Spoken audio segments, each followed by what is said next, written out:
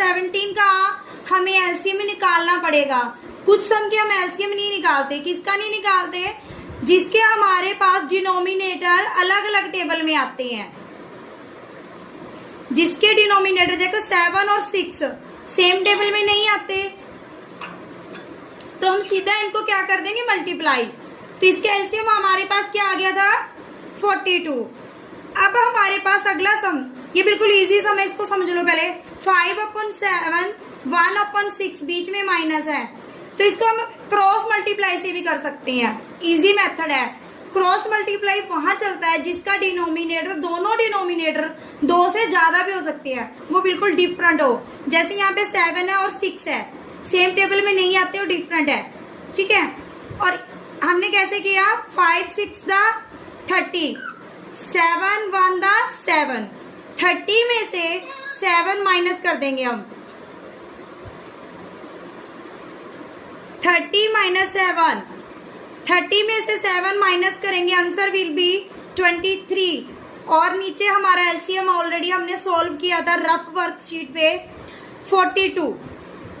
Next sum है सम of 6/17, 7/34 and 1/17।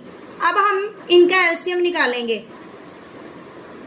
17, 34 और 17। अब इनमें से सबसे छोटी डिजिट कौन सी है? 17 है, तो 17 से करेंगे पहले। जो वैसे तो आप 34 से भी करते हो, नॉट बैड, बट जो सिस्टमैटिक एलसीएम होता है वो बाय मेथड, तो सबसे छोटी डिजिट से करना होता है। 17 1 17, 17 2 इसको 2 से करो आप पहले, जो इजी रहेगा हमारे लिए। 2 से करो 17, और ये भी बन जाएगा हमारा 2 से 17, और ये एज इट इज ले लेंगे हम 17। 2 से करोगे 17 तो आता नहीं, तो 17 एज इट इज उतार लो। 2 के टेबल में 17 आता नहीं ना, एज इट इज उतार लो। फिर 34 आ गया हमारे पास। 34 तो आता है जिसके लास्ट के डिजिट में 0 2 4 6 8 हो, वो किससे जाएगा? हमेशा 2 से। हमेशा याद रखना, जिसके लास्ट में इवन और 0 डिजिट हो वो 2 से जाएगा। कैसे? देखो, अब 3 तो 2 के टेबल में आता नहीं, कैसे करेंगे? 3 से कम क्या आता है? 2 ही तो आता है। 2 1 2, और हमारी बची 1 कैरी। 1 कैरी को किसके पास लगाएंगे? 4 के पास, तो 14 बन जाएगा। 2 7 14 बन गया ना 17 यहाँ पे, और ये एज इट इज उतार लिया हमने 17। अब देखो हमारा जो एलसीएम बिल्कुल इजी हो गया। 17 1 17, 17 1 17, 17 1 17, तो 2 into 17 is equal to LCM क्या आ गया हमारा? 34। क्लियर है? तो इसको हम इजीली कैसे कर सकते हैं? एक तो लंबा सम करके करोगे तो बहुत लंबा लेंथी हो जाएगा। अब समझने वाली बात है, इसको यहीं पे सॉल्व कर दो। 34 हमारा एलसीएम आ गया। अब मैंने आपको पहले भी बताया था, जो डिनोमिनेटर होते हैं वो नीचे वाले होते हैं। इसमें डिनोमिनेटर कौन कौन से हैं? 17, 34, 17, और न्यूमिनेटर कौन कौन से हैं? 6, 7, 1। तो जितने भी डिनोमिनेटर होते हैं उसको एलसीएम से हम क्या करेंगे? डिवाइड। क्या करेंगे? डिवाइड। तो करो, 17 को 34 से डिवाइड करोगे, क्या आएगा? 2।